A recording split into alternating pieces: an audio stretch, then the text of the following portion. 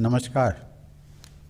74वें स्वतंत्रता दिवस की पूर्व संध्या पर देश विदेश में रह रहे भारत के सभी लोगों को बहुत बहुत बधाई और ढेर सारी शुभकामनाएं। 15 अगस्त को हम सब तिरंगे को लहराते हुए स्वाधीनता दिवस समारोह में भाग लेकर और देशभक्ति से भरे गीत सुनकर उत्साह से भर जाते हैं। हमारे युवाओं के लिए यह स्वाधीनता के गौरव को महसूस करने का दिन है। इस अवसर पर हम अपने स्वाधीनता सेनानियों के बलिदान को कृतज्ञता के साथ याद करते हैं। उनके बलिदान के बल पर ही हम सब आज एक स्वाधीन देश के निवासी हैं। हमारे स्वाधीनता संग्राम के आदर्शों की नींव पर ही आधुनिक भारत का निर्माण हो रहा है। हमारे दूरदर्शी राष्ट्र नायकों ने अपने विविध विचारों को राष्ट्रीयता के एक सूत्र में पिरोया था।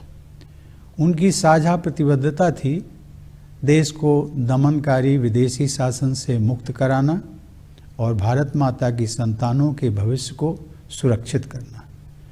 उन्होंने अपने कार्यकलापों से आधुनिक राष्ट्र के रूप में भारत की पहचान को मूर्त रूप प्रदान किया। हम सौभाग्यशाली हैं कि महात्मा गांधी हमारे स्वाधीनता आंदोलन के मार्गदर्शक रहे। उनके व्यक्तित्व में एक संत और राजनेता का जो समन्वय दिखाई देता है वह भारत की मिट्टी में ही संभव था। सामाजिक संघर्ष, आर्थिक समस्याओं और जलवायु परिवर्तन से परेशान आज की दुनिया गांधी जी की शिक्षाओं में समाधान पाती है। समानता और न्याय के लिए उनकी प्रतिबद्धता हमारे गणतंत्र का मूल मंत्र है। गांधी जी के बारे में युवा पीढ़ी की जिज्ञासा और उत्साह को देखकर मुझे अत्यंत खुशी होती है। प्यारे देशवासियों, इस वर्ष स्वतंत्रता दिवस के उत्सवों में हमेशा की तरह धूमधाम नहीं होगी। इसका कारण स्पष्ट है। पूरी दुनिया एक ऐसे घातक वायरस से जूझ रही है जिसने जनजीवन को भारी क्षति पहुंचाई है और हर प्रकार की गतिविधियों में बाधा उत्पन्न की है। इस वैश्विक महामारी के कारण हम सबका जीवन पूरी तरह से बदल गया है। यह बहुत आश्वस्त करने वाली बात है कि इस चुनौती का सामना करने के लिए केंद्र सरकार ने पूर्व अनुमान करते हुए समय रहते प्रभावी कदम उठा लिए थे। इन असाधारण प्रयासों के बल पर घनी आबादी और विविध परिस्थितियों वाले हमारे विशाल देश में इस चुनौती का सामना किया जा रहा है। राज्य सरकारों ने स्थानीय परिस्थितियों के अनुसार कार्रवाई की। जनता ने पूरा सहयोग दिया। इन प्रयासों से हमने वैश्विक महामारी की विकरालता पर नियंत्रण रखने और बहुत बड़ी संख्या में लोगों के जीवन की रक्षा करने में सफलता प्राप्त की है। यह पूरे विश्व के सामने एक अनुकरणीय उदाहरण है। राष्ट्र उन सभी डॉक्टरों, नर्सों तथा अन्य स्वास्थ्य कर्मियों का ऋणी है जो कोरोना वायरस के खिलाफ इस लड़ाई में अग्रिम पंक्ति के योद्धा रहे हैं। दुर्भाग्यवश उनमें से अनेक योद्धाओं ने इस महामारी का मुकाबला करते हुए अपने जीवन का बलिदान दिया है।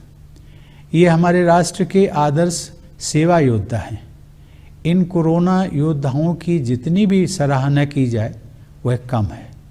ये सभी योद्धा अपने कर्तव्य की सीमाओं से ऊपर उठकर लोगों की जान बचाते हैं और आवश्यक सेवाओं की उपलब्धता सुनिश्चित करते हैं।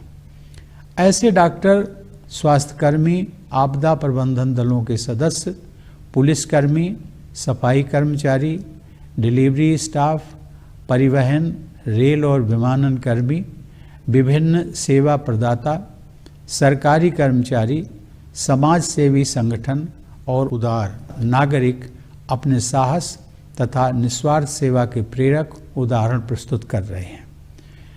जब गांव और नगर में कामकाज रुक जाता है और सड़कें सुनसान हो जाती हैं, तब अपने अथक परिश्रम से ये कोरोना योद्धा सुनिश्चित करते हैं कि लोगों को स्वास्थ्य सेवाएं और राहत, पानी और बिजली, परिवहन और संचार सुविधा, दूध और सब्जी, भोजन और किराने का सामान, दवा और अन्य आवश्यक सुविधाओं से वंचित न होना पड़े।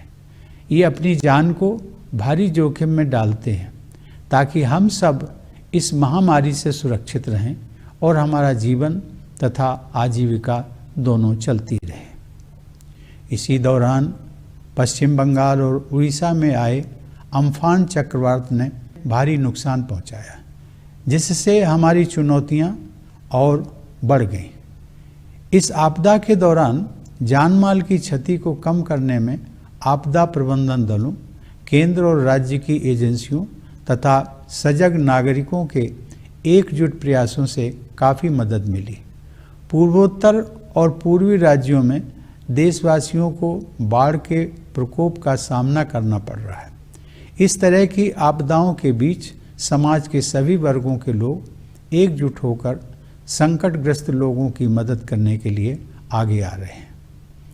प्यारे देशवासियों, इस महामारी का सबसे कठोर प्रहार गरीबों और रोजाना आजीविका कमाने वालों पर हुआ है। संकट के इस दौर में उनको सहारा देने के लिए वायरस की रोकथाम के प्रयासों के साथ साथ अनेक जन कल्याणकारी कदम उठाए गए हैं। प्रधानमंत्री गरीब कल्याण योजना की शुरुआत करके सरकार ने करोड़ों लोगों को आजीविका दी है, ताकि महामारी के कारण नौकरी गंवाने, एक जगह से दूसरी जगह जाने तथा जीवन के अस्त व्यस्त होने के कष्ट को कम किया जा सके। लोगों की मदद के लिए सरकार अनेक कदम उठा रही है। इन प्रयासों में कॉरपोरेट सेक्टर, सिविल सोसाइटी और नागरिकों का भरपूर सहयोग मिल रहा है। किसी भी परिवार को भूखा न रहना पड़े, इसके लिए ज़रूरतमंद लोगों को मुफ्त अनाज दिया जा रहा है। मुफ्त अनाज उपलब्ध कराने के दुनिया के सबसे बड़े इस अभियान को नवंबर 2020 तक बढ़ा दिया गया। इस अभियान से हर महीने लगभग 80 करोड़ लोगों को राशन मिलना सुनिश्चित किया गया है। राशन कार्ड धारक पूरे देश में कहीं भी राशन ले सकें, इसके लिए सभी राज्यों को one nation one ration card योजना के तहत लाया जा रहा है। दुनिया में कहीं पर भी मुसीबत में फंसे हमारे लोगों की मदद करने के लिए प्रतिबद्ध सरकार द्वारा वंदे भारत मिशन के तहत 10 लाख से अधिक भारतीयों को स्वदेश वापस लाया गया है। भारतीय रेल द्वारा इस चुनौतीपूर्ण समय में ट्रेन सेवाएं चलाकर वस्तुओं तथा लोगों के आवागमन को संभव किया गया है। अपने सामर्थ्य में विश्वास के बल पर हमने कोविड-19 के खिलाफ लड़ाई में अन्य देशों की ओर भी मदद का हाथ बढ़ाया है।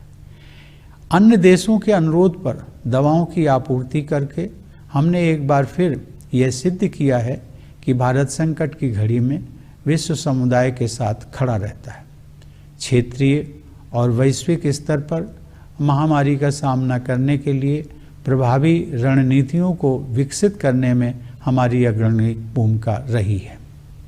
संयुक्त राष्ट्र सुरक्षा परिषद की अस्थायी सदस्यता के लिए हाल ही में संपन्न चुनाव में मिला भारी समर्थन भारत के प्रति व्यापक अंतर्राष्ट्रीय सद्भावना का प्रमाण है। भारत की यह परंपरा रही है कि हम केवल अपने लिए नहीं जीते हैं, बल्कि पूरे विश्व के कल्याण की भावना के साथ कार्य करते हैं। भारत की आत्मनिर्भरता का अर्थ स्वयं सक्षम होना है, दुनिया से अलगाव या दूरी बनाना नहीं। इसका अर्थ यह भी है कि भारत वैश्विक बाजार व्यवस्था में शामिल भी रहेगा और अपनी विशेष पहचान भी कायम रखेगा। प्यारे देशवासियों, आज विश्व समुदाय वसुधैव कुटुंबकम अर्थात समस्त विश्व एक ही परिवार है कि उस मान्यता को स्वीकार कर रहा है जिसका उद्घोष हमारी परंपरा में बहुत पहले ही कर दिया गया था। लेकिन आज जब विश्व समुदाय के समक्ष आई सबसे बड़ी चुनौती से एकजुट होकर संघर्ष करने की आवश्यकता है, तब हमारे पड़ोसी ने अपनी विस्तारवादी गतिविधियों को चालाकी से अंजाम देने का दुस्साहस किया। सीमाओं की रक्षा करते हुए हमारे बहादुर जवानों ने अपने प्राण न्यौछावर कर दिए। भारत माता के वे सपूत राष्ट्र गौरव के लिए ही जिए और उसी के लिए मर मिटे। पूरा देश गलवान घाटी के बलिदानियों को नमन करता है। हर भारतवासी के हृदय में उनके परिवार के सदस्यों के प्रति कृतज्ञता का भाव है। उनके शौर्य ने यह दिखा दिया है कि यद्यपि हमारी आस्था शांति में है, फिर भी यदि कोई अशांति उत्पन्न करने की कोशिश करेगा तो उसे माकूल जवाब दिया जाएगा। हमें अपने सशस्त्र बलों, पुलिस तथा अर्धसैनिक बलों पर गर्व है, जो सीमाओं की रक्षा करते हैं और हमारी आंतरिक सुरक्षा सुनिश्चित करते हैं। मेरा मानना है कि कोविड-19 के विरुद्ध लड़ाई में जीवन और आजीविका दोनों की रक्षा पर ध्यान देना आवश्यक है। हमने मौजूदा संकट को सबके हित में, विशेष रूप से किसानों और छोटे उद्यमियों के हित में समुचित सुधार लाकर अर्थव्यवस्था को पुनः गति प्रदान करने के अवसर के रूप में देखा है। कृषि क्षेत्र में ऐतिहासिक सुधार किए गए हैं। अब किसान बिना किसी बाधा के देश में कहीं भी अपनी उपज बेचकर उसका अधिकतम मूल्य प्राप्त कर सकते हैं।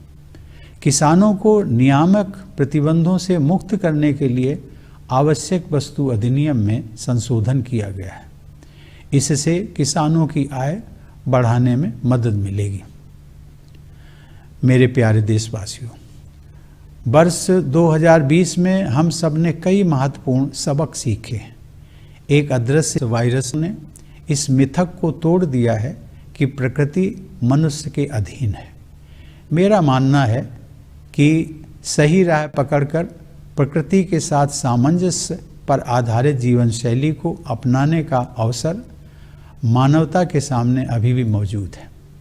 जलवायु परिवर्तन की तरह इस महामारी ने भी यह चेतना जगाई है कि विश्व समुदाय के प्रत्येक सदस्य की नियति एक दूसरे के साथ जुड़ी हुई है। मेरी धारणा है कि वर्तमान संदर्भ में अर्थ केंद्रित समावेशन से अधिक महत्व मानव केंद्रित सहयोग का है। यह बदलाव जितना अधिक व्यापक होगा, मानवता का उतना ही अधिक भला होगा। 21वीं सदी को उस सदी के रूप में याद किया जाना चाहिए जब मानवता ने मतभेदों को दरकिनार करके धरती माँ की रक्षा के लिए एकजुट प्रयास किए। दूसरा सबक यह है कि प्रकृति रूपी जननी की दृष्टि में हम सब एक समान हैं तथा अपने जीवन की रक्षा और विकास के लिए मुख्यतया अपने आसपास के लोगों पर निर्भर हैं। कोरोना वायरस मानव समाज द्वारा बनाए गए कृत्रिम विभाजनों को नहीं मानता है। इससे यह विश्वास पुष्ट होता है कि मनुष्यों द्वारा उत्पन्न किए गए हर प्रकार के पूर्वाग्रह और सीमाओं से हमें ऊपर उठने की आवश्यकता है। भारतवासियों में परस्पर सहयोग और करुणा की भावना दिखाई देती है। हमें अपने आचरण में इस सद्गुण को और अधिक समाविष्ट करना चाहिए, तभी हम सबके लिए बेहतर भविष्य का निर्माण कर सकते हैं। तीसरा सबक स्वास्थ्य सेवा को और मजबूत करने से जुड़ा है। सार्वजनिक अस्पतालों और प्रयोगशालाओं ने कोविड-19 का सामना करने में अग्रणी भूमिका निभाई है। सार्वजनिक स्वास्थ्य सेवाओं के कारण गरीबों के लिए इस महामारी का सामना करना संभव हो पाया है। इसलिए इन सार्वजनिक स्वास्थ्य सुविधाओं को और अधिक विस्तृत व सुदृढ़ बनाना होगा। चौथा सबक विज्ञान और प्रौद्योगिकी से संबंधित है। इस वैश्विक महामारी से विज्ञान और टेक्नोलॉजी को तेजी से विकसित करने की आवश्यकता पर और अधिक ध्यान गया है।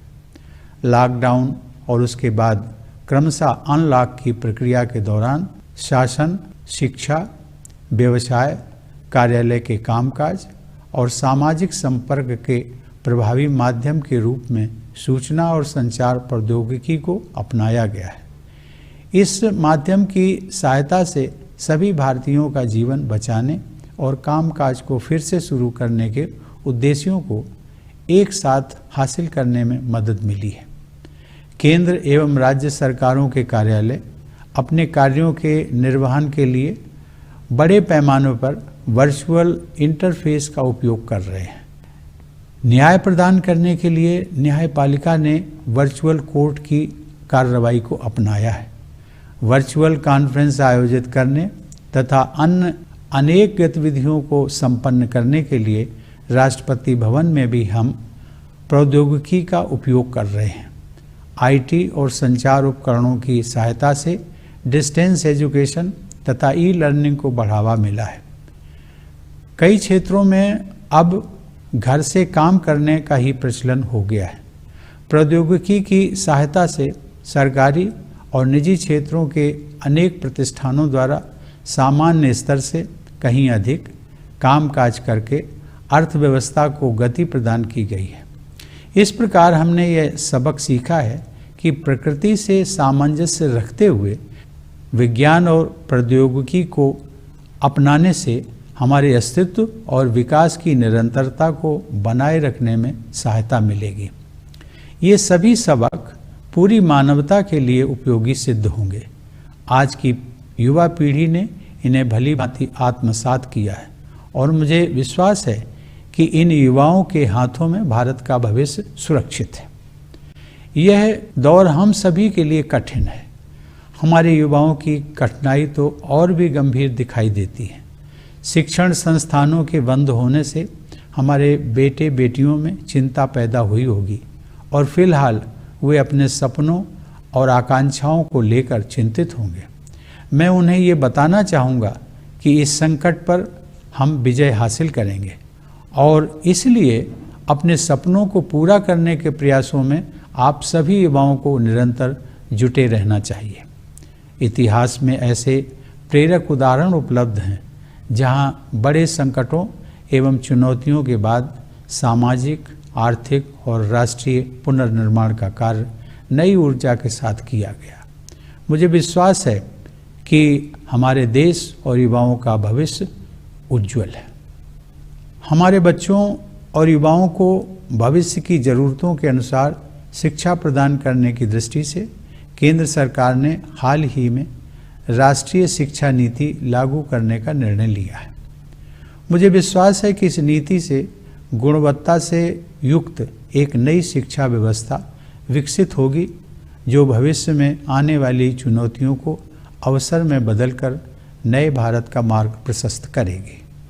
हमारे युवाओं को अपनी रुचि और प्रतिभा के अनुसार अपने विषयों को चुनने की आज़ादी होगी। उन्हें अपनी क्षमताओं को विकसित करने का अवसर मिलेगा। हमारी भावी पीढ़ी इन योग्यताओं के बल पर न केवल रोजगार पाने में समर्थ होगी बल्कि दूसरों के लिए भी रोजगार के अवसर उत्पन्न करेगी। राष्ट्रीय शिक्षा नीति एक दूरदर्शी और दूरगामी नीति है। इससे शिक्षा में इंक्लूजन, इनोवेशन और इंस्टीट्यूशन की संस्कृति को मजबूती मिलेगी। नई शिक्षा नीति के तहत मातृभाषा में अध्ययन को महत्व दिया गया है, जिससे बाल मन सहजता से पुष्पित पल्लवित हो सकेगा। साथ ही इससे भारत की सभी भाषाओं को और भारत की एकता को आवश्यक बल मिलेगा।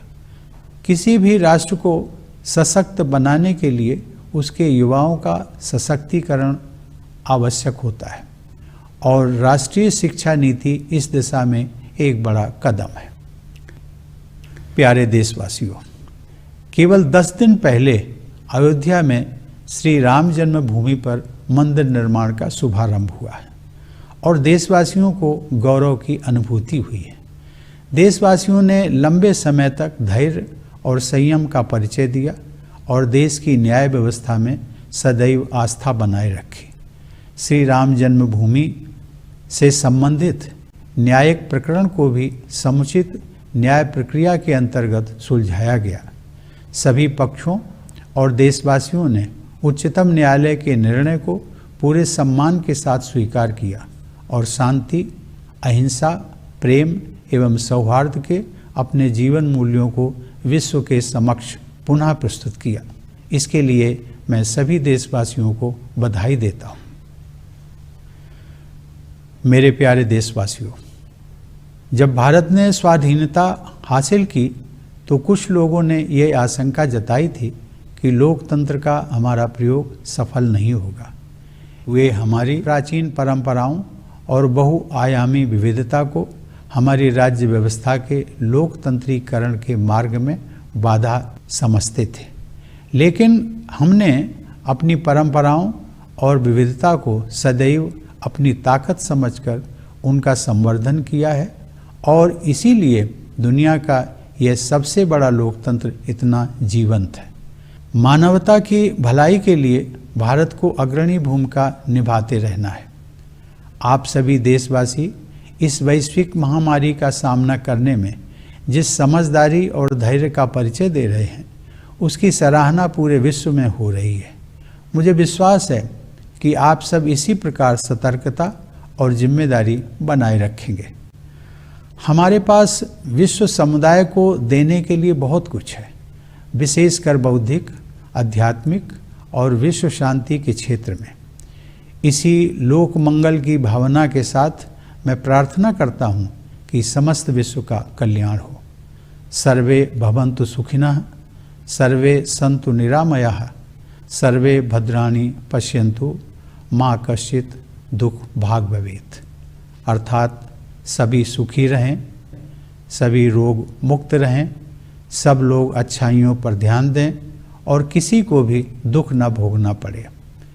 संपूर्ण विश्व के कल्याण का यह संदेश मानवता के लिए भारत का एक अनूठा उपहार है। एक बार फिर आप सबको 74वें स्वाधीनता दिवस की बधाई देते हुए आप सभी के अच्छे स्वास्थ्य एवं सुंदर भविष्य की कामना करता हूँ। धन्यवाद। जय Hind.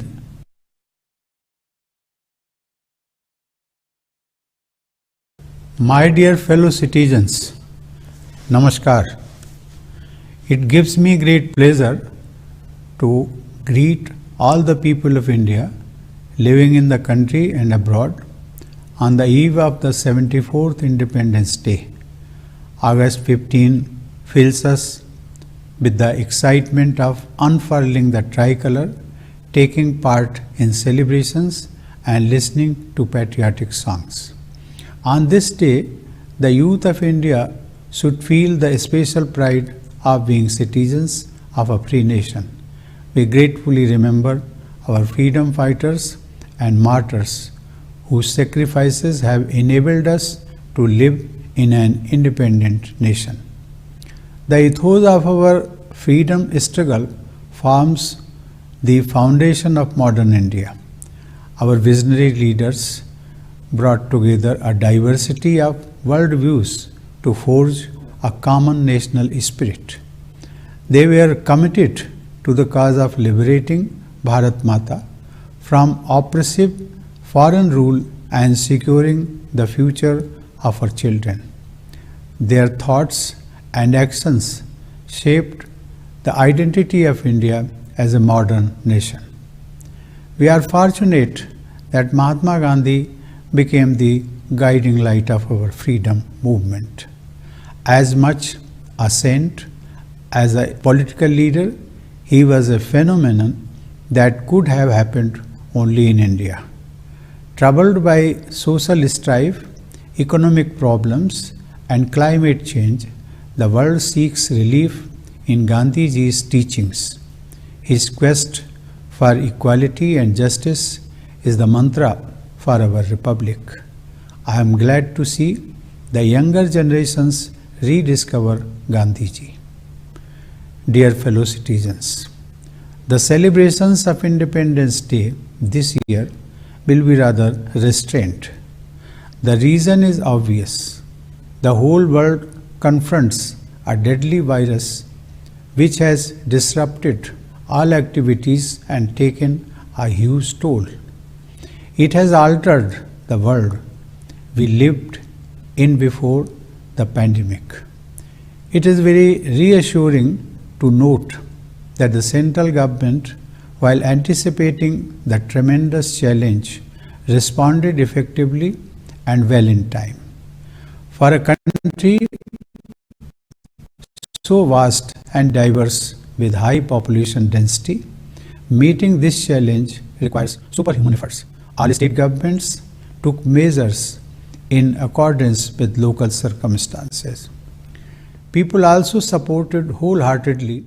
With our committed efforts, we have succeeded in containing the magnitude of the pandemic and saving a large number of lives. This is worth emulating by the wider world. The nation is indebted to doctors, nurses, and other health workers who have been continuously on the forefront of our fight against this virus. Unfortunately, many of them have lost their lives battling the pandemic. They are our national heroes. All corona warriors deserve high praise. They go much beyond their call of duty to save lives and ensure essential services.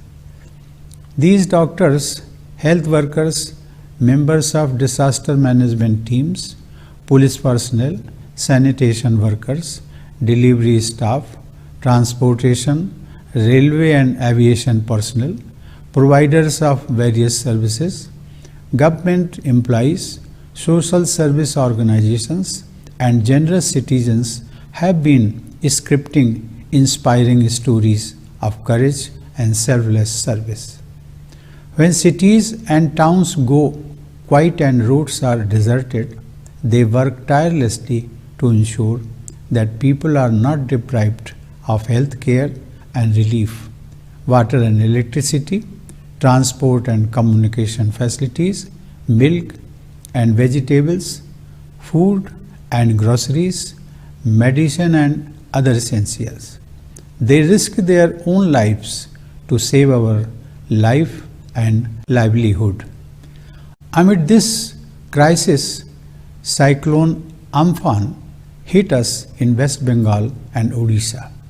Concerted response of disaster management teams, central and state agencies, and alert citizens helped minimize loss of life.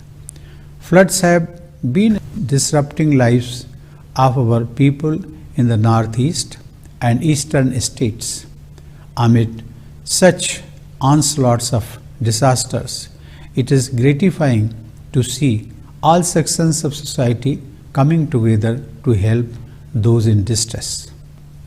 Dear fellow citizens, the poor and daily wage earners are the worst hit by the pandemic.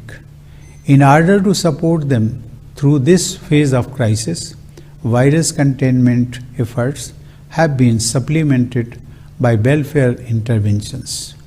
By introducing Pradhan Mantri Garib Kalyan Yojana, the government has enabled crores of people to earn their livelihood and mitigate the impact of job loss, dislocation, and disruption caused by the pandemic. The government continues to extend its helping hand through a number of initiatives supported wholeheartedly by the corporate sector, civil society, and citizens. The needy are being given free food grains so that no family goes hungry. The largest free food distribution program in the world has been extended till the end of November 2020 to provide succor to about 80 crore people every month. In order to ensure that migratory ration card holders get ration anywhere in the country, all states are being brought under the coverage of One Nation, One Ration Card scheme. Committed to taking care of our people stranded anywhere in the world, the government has brought back more than 10 lakh Indians under the Vande Bharat mission. Indian Railways has been operating train services in these challenging circumstances to facilitate travel and transportation of people and goods. Confident of our strengths, we reached out to help other countries in their fight against COVID-19. In responding to calls from countries for supply of medicines, India has once again shown that it stands by the global community in times of distress. We have been at the forefront in evolving regional and global strategies for an effective response to the pandemic.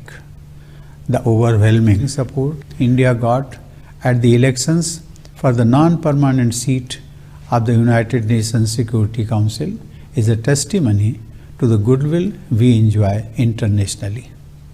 It has been the tradition of India that we do not just live for ourselves, but work for the well-being of the entire world. India's self-reliance means being self-sufficient without alienating or creating distance from the world. It implies that India will continue to engage with the world economy while maintaining its identity. Dear fellow citizens, the world now realizes what our sages had said long ago. The global community is but one family, Vasudhaiva Kutumbakam.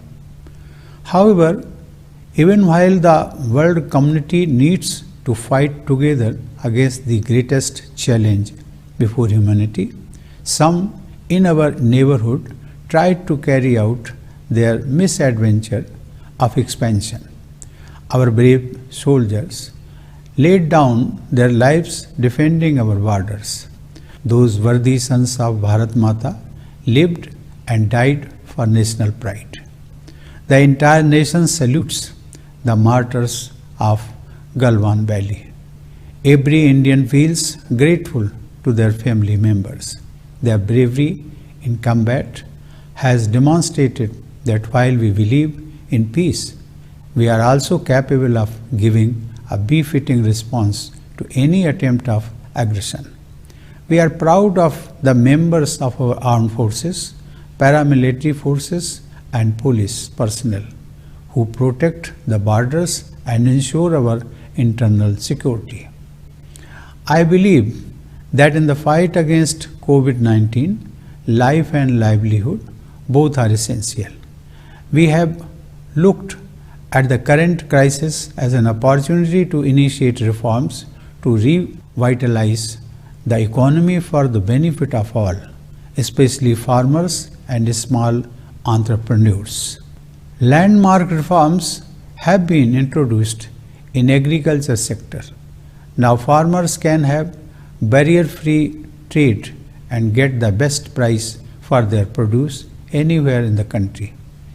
The Essential Commodities Act has been amended to remove certain regulatory restrictions on farmers.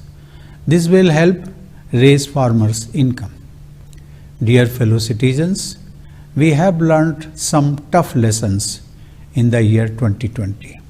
The invisible virus has demolished the illusion that human being is the master of nature. I believe it is still not too late for humanity to correct its course and live in harmony with nature.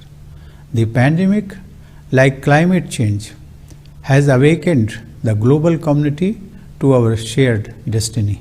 In my view, human-centric collaboration is more important than economy-centric inclusion in the present context. The greater this change, the better it will be for the humanity. The 21st century should be remembered as the century when humanity put aside differences and collaborated to save the planet. The second lesson is that we are all equal before Mother Nature and we primarily depend on our fellow residents for survival and growth. Coronavirus does not recognize any artificial divisions created by human society. This reinforces the belief that we need to rise above all man-made differences, prejudices, and barriers. Compassion and mutual help have been adopted as basic values by the people in India. We need to further strengthen this virtue in our conduct. Only then can we create a better future for all of us. The third lesson is about augmenting health infrastructure.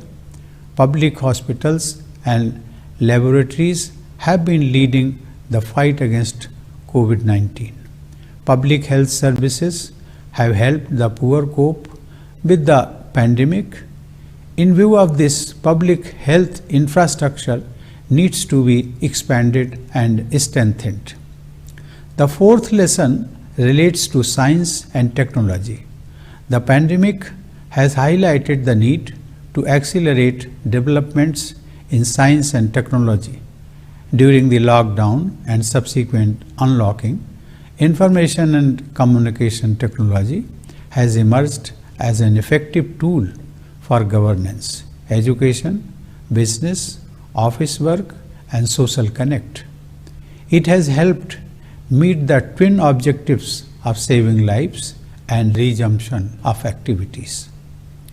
Offices of the Government of India and of the state governments have been extensively using virtual interface to discharge their functions.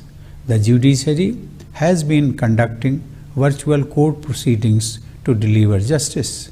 In Rashtrapati Bhavan also, we have used technology to conduct virtual conferences and carry out many activities. IT and communication tools have promoted e-learning and distance education. Work from home has become the norm in many sectors. Technology has enabled certain establishments in government and private sectors to work overtime to keep the wheels of the economy running. Thus, we have learnt the lesson that adoption of science and technology in harmony with nature will help sustain our survival and growth. These lessons will prove useful to humanity. The younger generation has learnt the lessons well, and I believe that the future of India is safe in their hands. These are difficult times for all of us, more so for our youth. The closure of our educational institutions would have caused anxiety among our girls and boys, casting a shadow over their dreams and aspirations for the time being. However, I would like them to remember that these difficult times won't last, and they should not give up working for their dreams. The past is full of inspiring examples of exciting reconstruction of societies, economies, and countries after such devastations. I am sure that our country and youth have a bright future. With a view to providing futuristic education to our children and youth, the central government has decided to implement the National Education Policy. I am confident that with the implementation of this policy, a new quality education system will be developed, and this will transform the future challenges into opportunities, paving the way for a new India. Our youth will be able to freely choose their subjects according to their interests and talents. They would have an opportunity to realize their potential. Our future generations will not only be able to get employment on the strength of such abilities, but will also create employment opportunities for others. The National Education Policy spells a long-term vision with far-reaching impact. It will strengthen the culture of inclusion, innovation, and institution in the sphere of education. Imparting education in the mother tongue has been given emphasis in order to help young minds grow spontaneously. This will strengthen Indian languages as well as the unity of the country. Youth empowerment is essential for building a strong nation. The National Education Policy is a right step in this direction. My dear fellow citizens, Only 10 days ago, construction of the temple at Sri Ram Janmabhoomi began in Ayodhya. It was indeed a moment of pride for all. People of the country maintained restraint and patience for a long time and reposed unflinching trust in the judicial system. The issue of Ram Janmabhoomi was resolved through judicial process. All concerned parties and the people respectfully accepted the verdict of the Supreme Court and displayed before the world Indian ethos of peace, non-violence, love and harmony. I congratulate all fellow citizens for their commendable conduct. Dear fellow citizens, when India won freedom, many predicted that our experiment with democracy will not last long. They saw our ancient traditions and rich diversity as hurdles in democratization of our polity. But we have always nurtured them as our strengths that make the largest democracy in the world so vibrant. India has to continue playing its leading role for the betterment of humanity. The patience and wisdom being demonstrated by all of you in coping with the pandemic has been appreciated all over the world. I am confident that you will continue to maintain caution and act responsibly. We have a lot to offer to the global community, especially for intellectual and spiritual enrichment and promotion of world peace. With this spirit, I offer a prayer for the well-being of one and all. Sarve bhavantu sukhina, sarve santu niramaya, sarve bhadrani pasyantu, ma kaschit dukbhag bhavet. It means, may all be happy, may all be free from illness, may all see what is auspicious, may no one come to grief. The message of this prayer for universal well-being is India's unique gift to humanity. I once again congratulate you on the eve of 74th Independence Day. I wish you good health and a bright future. Thank you. Jai